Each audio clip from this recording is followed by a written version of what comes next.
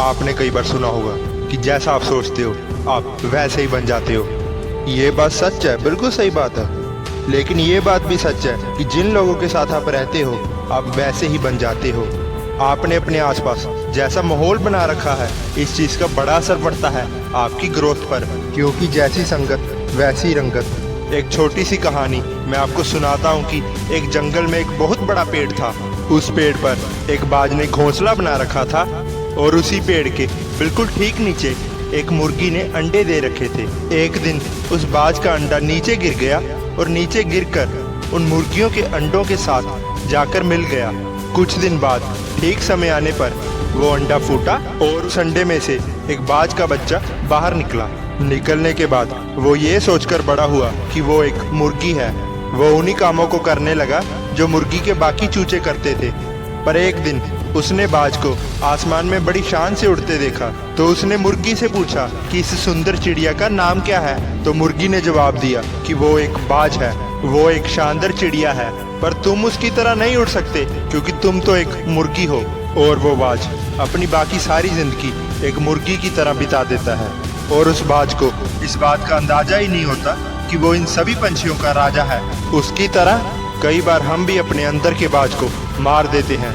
मुर्गियों के बीच रहकर हम भी उस अंडे की तरह गलत संगत में पड़ जाते हैं और उन छोटी सोच वाली मुर्गियों के साथ रहते हैं, और इसी कारण हम अपने अंदर के बाज को कभी जगा ही नहीं पाते। उन लोगों में तुम खुद को घेर लो जो तुमसे भी ज़्यादा समझदार हैं, जो तुमसे भी बड़ा सोचते हैं, क्योंकि आपके बाज होने का तब तक कोई फ़ायदा नहीं जब तक आप मुर्गियों के बीच रहते हो। अगर आप अपने से कम नॉलेज वाले लोगों के साथ रहोगे तो आप उनमें सबसे ज़्यादा बुद्धिमान लगोगे और आपकी ग्रोथ कभी नहीं होगी उस ग्रुप में रहकर। अगर आप एक ऐसे ग्रुप में हो तो आप एक गलत ग्रुप में हो, तो आज ही अपना ग्रुप बदल दो और एक ऐसे ग्रुप में एंटर करो जहां आप सबसे ज़्यादा मूर्ख हो। भले ही आप उस ग्रुप में सबसे ज़्यादा मूर्ख लोग हो, पर उस ग्रुप में सबसे ज़्यादा ग्रोथ भी आपकी ही होगी। हम इंसान पानी की तरह होते हैं। पानी को अगर तुम दूध में मिलाओगे तो वो दूध बन जाएगा, शराब में मिलाओगे तो शराब बन जाएगा, जहाँ मिलाओगे वहीं बन जाओगे, जिसके साथ रहोगे वैसे ही बन जाओगे।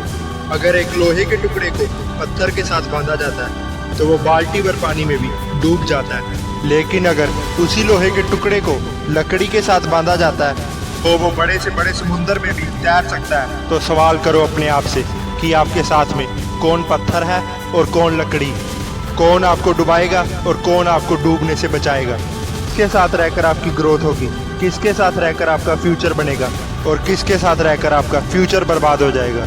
तो अगर कुछ बड़ा करना चाहते हो तो मुर्गियों के बीच रहना छोड़ दो।